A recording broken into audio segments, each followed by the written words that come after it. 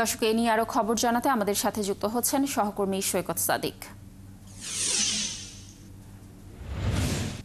সৈকত, আজকের শুনানিতে কি বলা হলো আর মামলাটি নিয়ে আসামি পক্ষের আইনজীবীরা কি বলছেন? আর জানাবেন যে রমনা বটমূলের ডেথ রেফারেন্সের রায় পড়ার অগ্রগতি নিয়ে আপনার কাছে কি তথ্য রয়েছে?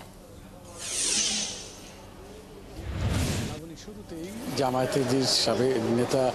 আন্তর্জাতিক অপরাধ ট্রাইব্যুনালে মৃত্যুদণ্ড রায় যার বিরুদ্ধে হয়েছিল সেই এটিএম আজাহারের যে আপিল শুনানি আজকে হলো, সেই শুনানিতে তার পক্ষের যে আইনজীবী শিশির মনির তিনি কিন্তু ৪৫ মিনিটের বেশি সাবমিশন করেন এবং তিনি তুলে ধরেন যে আন্তর্জাতিক অপরাধ ট্রাইব্যুনালে কোন কোন প্রেক্ষিতে তাকে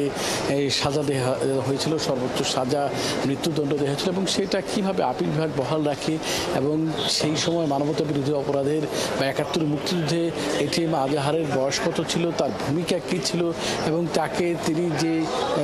জামায়াত নেতা শীর্ষ নেতা হওয়ার কারণে তার বিরুদ্ধে যে এই মামলাটির হয়েছিল এবং এই মামলায় তাকে সর্বোচ্চ সাজা দেওয়া হয়েছিল, রাজনৈতিকভাবে এই মামলা হয়েছিল, সব কিছুই তিনি আদালতে উপস্থাপন করেন এবং আদালতের কাছে তিনি সাবমিশন করেন যাতে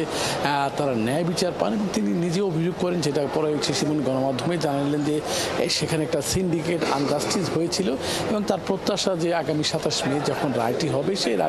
সাজা রায়ে তারা ন্যায় বিচার পাবে এবং তাদের আসামি মৃত্যুদণ্ড যেটা দেওয়া হয়েছিল সেই রায় বাতিল হবে। সেটা তিনি বললেন যে আগামী ২৭ মে পর্যন্ত অপেক্ষা করতে হবে। যদিও আসামি আন্তর্জাতিক অপরাধ ট্রাইব্যুনালের যে prosecutor Gazi M S Tamim তিনিও শুনানি করেছেন এবং তিনি বলেছেন যে আন্তর্জাতিক অপরাধ ট্রাইব্যুনালের ন্যায় বিচার করার জন্য হয়েছিল, কিন্তু সেখানে যে এই আইন সেই ট্রাইব্যুনালকে প্রভাবিত হয়েছিল সেই বিষয়গুলো তিনি তুলে ধরেছেন।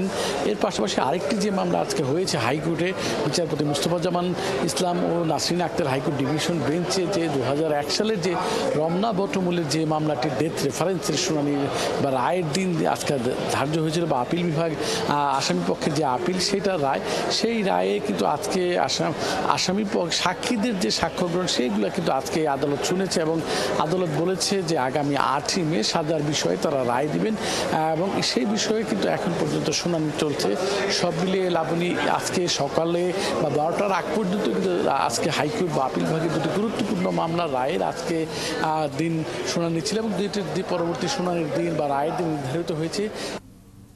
অন্যান্য যে বিষয়ে শুনানি হচ্ছে। ধন্যবাদ, আপনি থাকুন সেখানে, তথ্য সংগ্রহ করতে থাকুন। আমরা নিশ্চয়ই আপনার মাধ্যমে আরো তথ্য দর্শকদেরকে জানানোর চেষ্টা করব।